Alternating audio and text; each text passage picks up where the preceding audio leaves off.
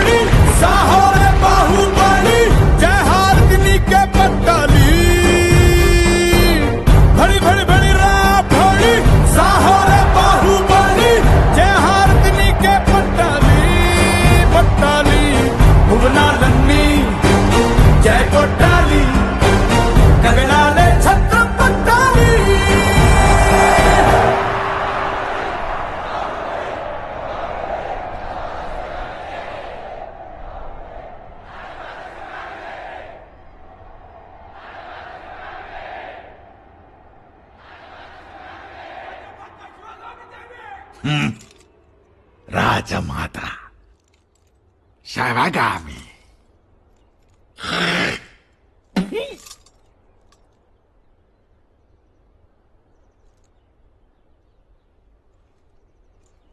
భల్లా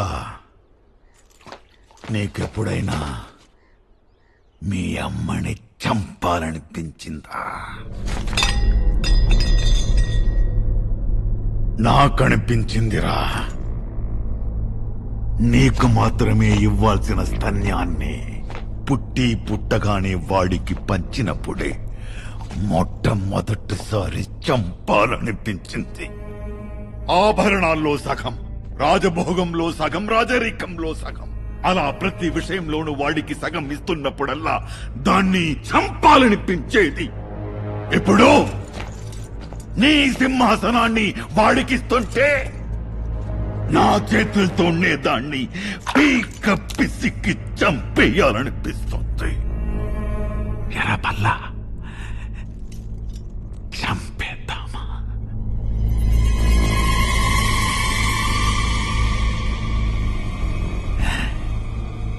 మత్యం మత్తులో మాట్లాడుతున్నారు నాన్న.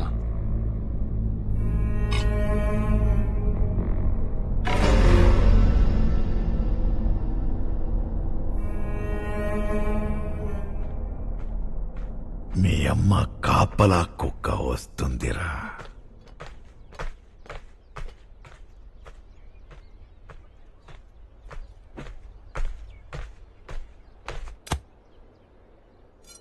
ఎరా కుక్క, ప్రభు మొరగడానికి వచ్చావు?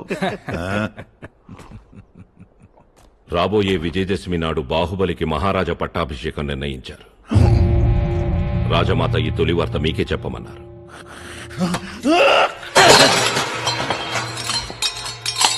ఆనాడంతే నాకు దక్కాల్సిన సింహాసనం నా తమ్ముడికి కట్టబెట్టారు.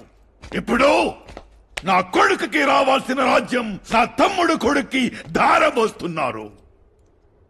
ఇక నా కొడుకు, వాడి కొడుకు, వాడి కొడుకుల కొడుకులు ఊడిగం చెయ్యాలరా. ఎరా కుక్క, అసలు నన్నెందుకు మహారాజుగా చేయలేదురా?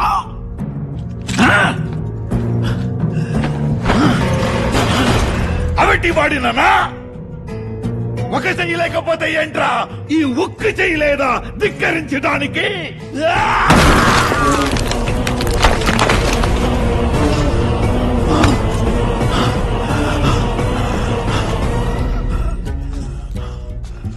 మీరు రాజు కాకపోవడానికి కారణం మీ అవిటి చెయ్యి కాదు ప్రభు, మీ అవిటి బుద్ధి.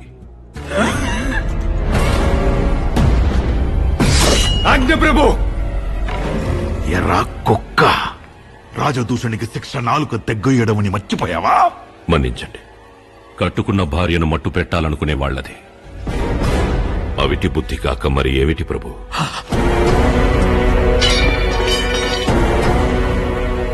విన్నావా? లేదు ప్రభు, కుక్కని కదా పసిగట్టగలను.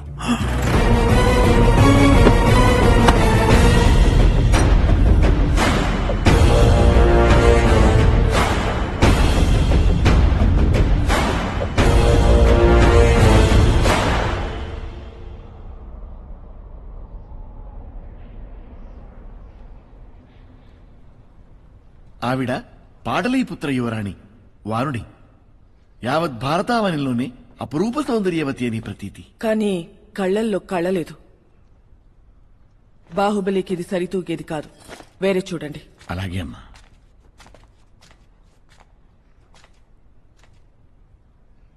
ఒకటి బాగా గుర్తుపెట్టుకోండి శాస్త్రి గారు, వచ్చే వధు బాహుబలికి భార్య మాత్రమే కాదు, ఈ సామ్రాజ్యానికి కాబోయే మహారాణి కూడా.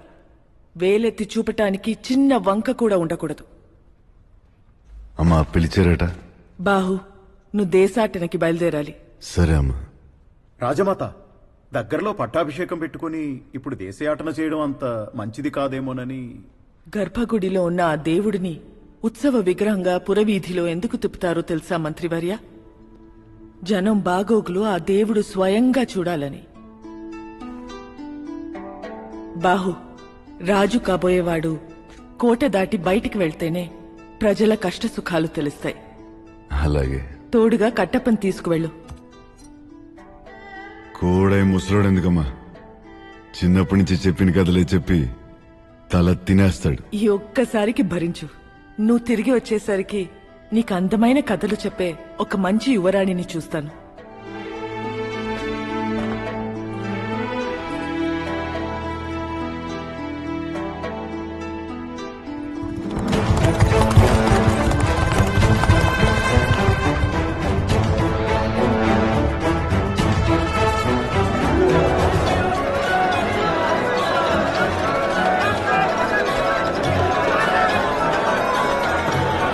DSM exclusive.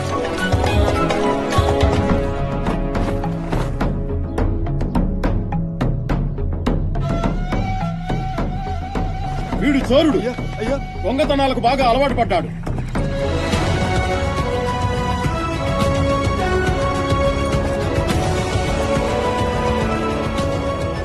ఈ వయసులో కూడా ఎంత హుషారుగా ఉన్నావు మామ. ఇప్పుడేం చూసావు? నీ వయసులో ఉన్నప్పుడు నేను కత్తి తిప్పినా కర్ర తిప్పినా మన కోటలో అమ్మాయిలు చూపు తిప్పుకోలేకపోయావు. అంత లేదులే మామ.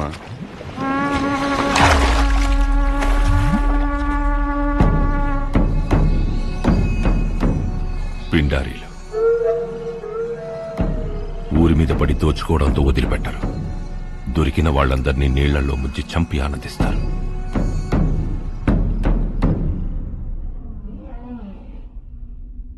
క్రీడా వినోదాల కోసం మదించిన ఏనుగులని నీకోసం తెప్పించాను. ప్రాణహిత నది ఒడ్డున నీకోసం కట్టిస్తున్న వసంత మందిరం నచ్చిందా భల్లా?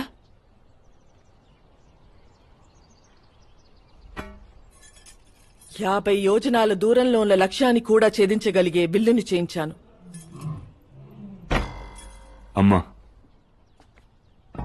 తమ్ముడికి సింహాసనం ఇచ్చావని దానికి పరిహారంగా నాకు ఈ కానుకలిస్తున్నావా? సింహాసనం దక్కలేదని బాధపడేంత అల్పుడు కాదమ్మా నీ కొడుకు. ఈ రాజమాత శివగామిదేవి నిర్ణయం శిలాశాసనం. ఈ బహుమతులతో దానికి కించపరచకమ్మా.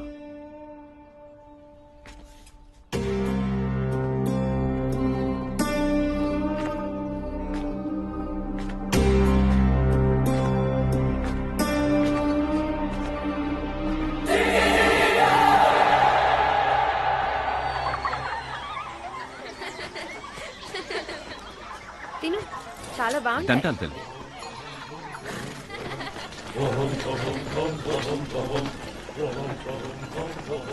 అయ్యా తమరు, అబ్బో కథానాయకుడికి చాలా ఉందే.